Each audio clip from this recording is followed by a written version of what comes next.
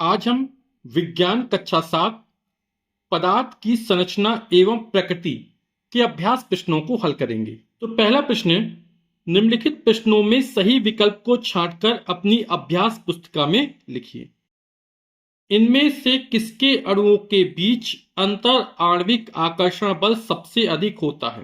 तो आप लोग जानते हैं, है ना, कि जो ठोस पदार्थ होते हैं उनमें अंतर आणविक आकर्षण बल सबसे ज्यादा होता है ना। उनके अणु क्या क्या होते हैं? बहुत पास पास होते हैं। द्रवों में ठोसों से कम होता है और गैसों में सबसे कम होता है। तो यहां पर पानी, बर्फ, भाप, ऑक्सीजन, तो भाप ऑक्सीजन गैस में आ जाएंगे, द्रव में आ जाएगा, तो बर्फ ठोस है ना। तो अंतर आणविक आकर्षण बल किसमें होगा? ठोसों में सबसे ज्यादा होता है, तो यहां पे बर्फ हो जाएगा उत्तर। धावन सोडा है, तो धावन सोडा क्या है? सोडियम कार्बोनेट है, ठीक। और इसका सूत्र क्या होता है? Na2CO3। कैल्शियम हाइड्रोक्साइड का सही सूत्र है, तो यहां पर कैल्शियम हाइड्रोक्साइड सही सूत्र क्या है? CaOH का होल ट्वाइस। इनमें से कौन प्रबल अम्ल है? नाइट्रिकम, साइट्रिकम, एसिटिकम, टार्टेरिकम। तो इसमें नाइट्रिकम प्रबल अम्ल है ना। प्रबल अम्ल एक होता है HCl, हाइड्रोजन क्लोराइड, दूसरा तो सल्फ्यूरिक अम्ल H2SO4, और नाइट्रिक अम्ल, ये क्या प्रबल अम्ल में आते हैं, है ना। साइट्रिक, टार्टेरिक, एसिटिक अम्ल ये क्या है? दुर्बल अम्ल में आते हैं। तो प्रबल अम्ल कौन सा हो जाएगा? नाइट्रिक अम्ल। इनमें से कौन सूचक इंडिकेटर नहीं है? तो लाल लिटमस, मिथाइल ऑरेंज, फिनोल्फ्थालीन, ये इंडिकेटर सूचक हैं, एंटा एसिड नहीं है, तो यहां पर एंटा एसिड हो जाएगा। प्रश्न संख्या 2 है, रिक्त स्थानों की पूर्ति कीजिए। तत्व केवल एक ही प्रकार के से बना होता है ना। तो तत्व किसे कहते हैं? तत्व वे पदार्थ हैं जिसे किसी भी रासायनिक क्रिया द्वारा अन्य सरल पदार्थों में विभाजित नहीं किया जा सकता है। तत्व में केवल एक ही प्रकार के परमाणु से बना होता है, तो यहां पे क्या आ जाएगा? परमाणु। कम से कम तत्वों के संयोजन से यौगिक बनता है, तो कम से कम 2 तत्वों के संयोजन से यौगिक बनता है। गैस के अणुओं के मध्य लगने वाले आकर्षण बल का मान होता है, तो इसका आकर्षण बल बहुत कम होता है। ठोसों में सबसे ज्यादा होता है और गैसों में सबसे कम होता है, तो सबसे कम है, इसको लिख देंगे नगण्य होता है। जल की 3 अवस्थाएं, तो जल की 3, ठोस, ठोस में बर्फ हो जाएगा, द्रव में जल खुद हो जाएगा, और गैस में जल वाष्प हो जाएगी। तो जल की 3 अवस्थाएं कौन? ठोस, द्रव और गैस, है ना। ठोस में बर्फ, द्रव में जल या पानी, और गैस में जल वाष्प। अम्ल नीले लिटमस को कर देता है, तो अम्ल जो होता है वो नीले लिटमस को क्या कर देता है? लाल कर देता है। आपको एक चीज याद रखनी है, एक सूत्र होता है अनिल। आ से मतलब अम्ल, ना से मतलब नीला, और ला से मतलब लाल, यानी जो अम्ल होता है वो नीले लिटमस को लाल कर देता है। दूसरा होता है छलनी। चलनी होता है, इस तरह छलनी कर दिया। छा मतलब क्षार, और क्षार क्या करता है? लाल लिटमस को नीला कर देता है, ठीक है। तो छलनी, क्षार, लाल लिटमस क्या हो जाएगा? नीला हो जाएगा। अनिल ध्यान रखना है और छलनी ध्यान रखना है। आ से अम्ल और छा से क्षार। अम्ल में नीला लिटमस लाल हो जाएगा, और क्षार में लाल लिटमस नीला हो जाएगा। भस्म का स्वाद होता है, तो जो भस्म का स्वाद होता है वो कसैला या कड़वा होता है। भस्म पानी में घुलकर बनाते हैं, तो भस्म पानी में घुलकर क्षार बनाते हैं। अम्ल क्षार से क्रिया करके, तो अम्ल तथा क्षार की उदासीनीकरण क्रिया के फलस्वरूप लवण तथा जल का निर्माण होता है, तो यहां लवण और जल। प्रश्न संख्या 3 है, निम्नलिखित कथनों में सही कथन के सम्मुख सही तथा गलत कथन के सम्मुख गलत का निशान लगाइए। पदार्थ ठोस, द्रव और गैस तीनों अवस्थाओं में पाए जाते हैं, बिल्कुल सही कथन है। तत्व भिन्न भिन्न प्रकार के परमाणुओं से मिलकर बनते, गलत है। तत्व एक ही प्रकार के परमाणुओं से मिलकर बनते हैं। भिन्न भिन्न पदार्थों के अणुओं के बीच लगने वाले आकर्षण बल को ससंजन बल कहते हैं, गलत है ना। एक ही प्रकार के पदार्थ के अणुओं के बीच लगने वाले आकर्षण को ससंजन कहते हैं, है ना। और जब भिन्न भिन्न पदार्थ हो तो आसंजन बल कहते हैं, और बोला ससंजन हो तो गलत हो जाएगा। भिन्न भिन्न पदार्थों के अणुओं के बीच कौन सा बल लगता है? आसंजन बल लगता है, जो आकर्षण बल होता है, ठीक। अणुओं के मध्य रिक्त स्थान को अंतरावकाश कहते हैं, गलत है। क्या बोलते हैं? अंतरा अणुक स्थान बोलते हैं। चांदी, एजी, चांदी का प्रतीक एजी है, का लैटिन नाम अर्जेंटम है, ये बिल्कुल सही कथन है। हाइड्रोजन की परमाणुकता 2 है, हाइड्रोजन के 2 परमाणु मिलकर हाइड्रोजन का एक अणु बनते हैं, तो हाइड्रोजन की परमाणुकता 2 है, बिल्कुल सही कथन है। रासायनिक अपक्रियाओं में कुछ नए परमाणु भी जुड़ जाते हैं, गलत कथन है। क्वेश्चन क्या 4 है, निम्नलिखित कथनों में से सही कथन को छांट कर लिखिए। अम्लों का स्वाद खट्टा होता है, तो ये बिल्कुल सही है। सिरके में टार्टेरिक अम्ल होता है, ये गलत है। सिरके में कौन सा अम्ल होता है? एसिटिक अम्ल होता है। तो आपको सही कथन कॉपी में लिखने हैं, तो ये अपन नहीं लिखेंगे ना। फिनोप्थिलीन का रंग क्षारीय विलयन में गुलाबी हो जाता है, ये भी बिल्कुल सही है। साबुन में क्षारीय गुण होते हैं, ये भी बिल्कुल सही है ना। साबुन क्या है? किसे कहते हैं साबुन? साबुन वसी अम्लों के सोडियम तथा पोटेशियम लवण होते हैं, है ना। और साबुन क्या होता है? मजबूत क्षार होते हैं, इसमें सोडियम हाइड्रोक्साइड या पोटेशियम हाइड्रोक्साइड होता है। और जो अम्ल होता है वो कमजोर अम्ल होता है, कार्बोक्सिलिक कमजोर अम्ल होते हैं, है ना। तो क्षार ज्यादा होता है, प्रबल होते हैं, अम्ल दुर्बल होते हैं। तो साबुन में जो गुण कैसे होते हैं? क्षारीय गुण होते हैं। सोडियम हाइड्रोक्साइड एक क्षार है, बिल्कुल सही है। सोडियम हाइड्रोक्साइड क्या होता है? NaOH। साबुन को कास्टिक सोडा से बना सकते, बिल्कुल सही है। तो सिरके में टार्टरिक अम्ल होता है, इसको छोड़कर बाकी आप सभी कथन अभ्यास पुस्तिका में लिख लेंगे। बोला सही कथन छांट कर लिखिए। क्वेश्चन क्या 5 है, निम्नलिखित तत्वों के संकेत लिखिए। हीलियम, हीलियम का संकेत होता है He। जब 2 आए तो पहला लेटर कैपिटल, दूसरा स्मॉल। आर्गन का AR। चांदी अभी अर्जेंटम है ना, AG। सोडियम का प्रतीक Na। पोटेशियम का प्रतीक K। बेरियम का प्रतीक Ba। और क्रोमियम का प्रतीक Cr। ठीक। क्वेश्चन क्या 6 है, निम्नलिखित तत्वों के नाम लिखिए। Na सोडियम, C से कार्बन, Br से ब्रोमीन, Mn से मैग्नीज, Ag अभी आज सिल्वर यानी चांदी, Au सोना, Ba barium, Ca calcium, Mg magnesium. तो आप कॉपी में इस तरह लिख लेंगे, Na सोडियम, और सोडियम का लैटिन नाम क्या है? नेट्रियम, इसलिए Na आ गया।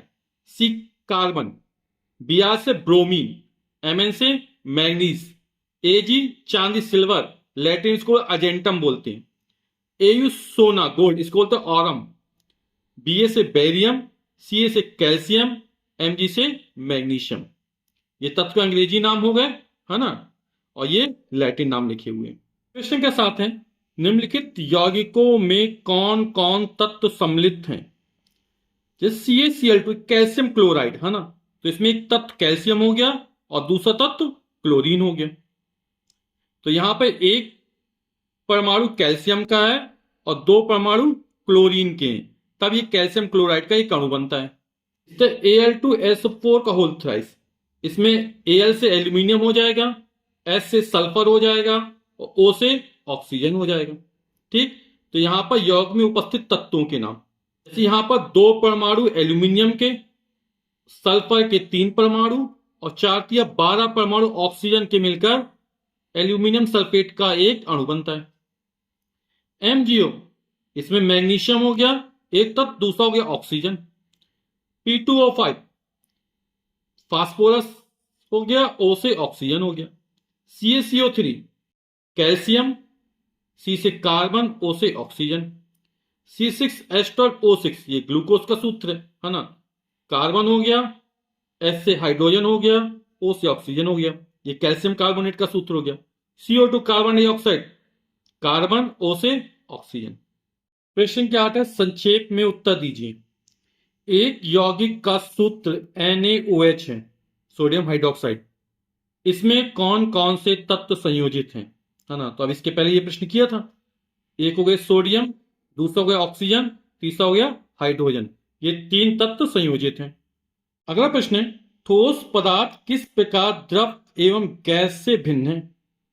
तो आप ठोस, द्रव और गैस में अंतर लिख सकते हैं, या इस प्रकार लिख सकते हैं कि ठोस पदार्थों में कण बहुत पास पास होते हैं जबकि द्रव तथा गैस में ठोस की अपेक्षा दूर दूर होते हैं। ठीक, ठोस पदार्थ के कण क्या बहुत पास पास होते हैं, द्रव में ठोस पदार्थों की तुलना में एक दूसरे से दूर दूर होते हैं, और गैस में क्या होते हैं, बहुत दूर दूर होते हैं। फिर लिख सकते हैं ठोस में आपसी आकर्षण बल, अंतरा आणविक आकर्षण बल बहुत अधिक होता है, जबकि द्रव और गैस में ठोस से कम होता है ना, और गैस में तो बहुत कम होता है, नगण्य होता है। अब ठोस पदार्थों की आकृति एवं आयतन दोनों निश्चित होते हैं, जबकि द्रव का केवल आयतन निश्चित होता है, और गैस में ना तो आकार निश्चित होता ना आयतन निश्चित होता है। ठीक, अगला प्रश्न है रासायनिक तत्वों के प्रतीक उपयोग करने का क्या लाभ है। तो इसका उत्तर हो जाएगा रासायनिक तत्वों के प्रतीक का उपयोग करने से हमें रासायनिक अभिक्रिया दर्शाने में आसानी होती है, जिससे यह पता चलता है कि अभिक्रिया में तत्व के कितने अणु या परमाणु सम्मिलित हैं। अगला प्रश्न है H2 तथा 2H में क्या अंतर है। तो उत्तर हो जाएगा H2 है ना, दो परमाणु हाइड्रोजन के मिलकर हाइड्रोजन का एक अणु बनाते हैं, है ना। तो H2 यह दर्शाता है कि यह हाइड्रोजन का एक अणु है, जबकि 2H ये हाइड्रोजन परमाणु है, और कितने दो हाइड्रोजन परमाणु, जबकि 2H यह दर्शाता है कि इसमें हाइड्रोजन के दो परमाणु हैं।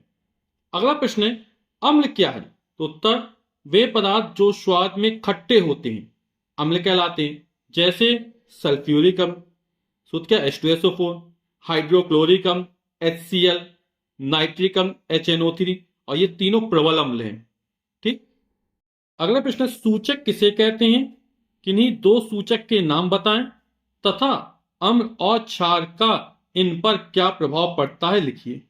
तो उत्तर हो जाएगा सूचक इंडिकेटर। अम्ल एवं क्षारक की पहचान करने के लिए हम विशेष पदार्थों का उपयोग कर सकते हैं जो सूचक कहलाते हैं। सूचक की परिभाषा होगी, और सूचक करते क्या है, इन सूचकों को जब किसी अम्लीय या क्षारीय पदार्थों के विलयन में मिलाया जाता है तब इनका रंग बदल जाता है। सूचक के नाम, दो सूचकों के नाम लिखने अपन को, है ना।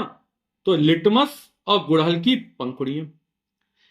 अब नीला लिटमस पेपर अम्ल में डुबाने पर लाल हो जाता, हमने एक पहले चर्चा की थी, एक सूत्र या अनिल, आ से अम्ल, और नीला लिटमस लाल हो जाता है। अम्ल की पहचान, है ना, नीला लिटमस पेपर अम्ल डालो तो वो लाल रंग का हो जाता है, और लाल लिटमस पेपर क्षारक के विलयन में डुबाने पर नीला हो जाता है, छलनी।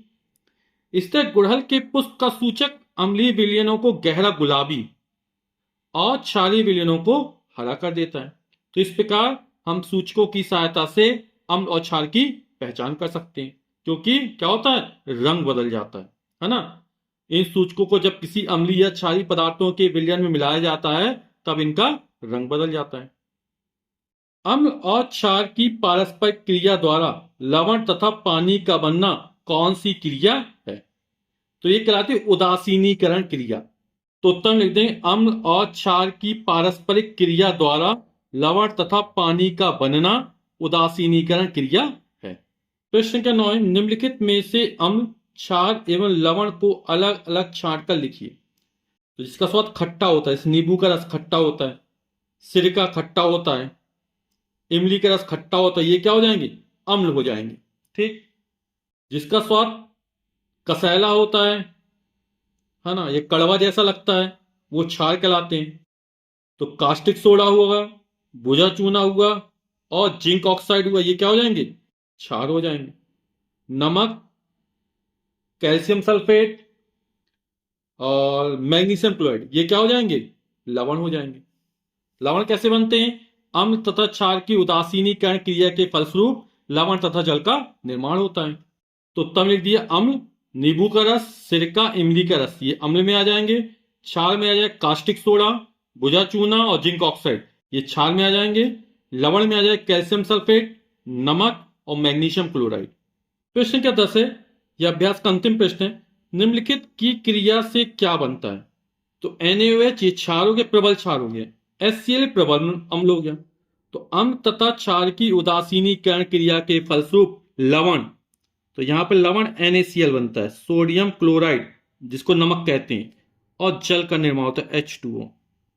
क्रिया संतुलित देखना है, जैसे यहाँ एक सोडियम परमाणु है तो यहाँ एक सोडियम परमाणु हो गया, एक ऑक्सीजन है तो एक ऑक्सीजन हो गई, एक और एक दो हाइड्रोजन है तो दो हाइड्रोजन हो गए, एक क्लोरीन है तो एक क्लोरीन हो गया। ठीक, Na+Cl बन जाएगा NaCl, सोडियम क्लोराइड।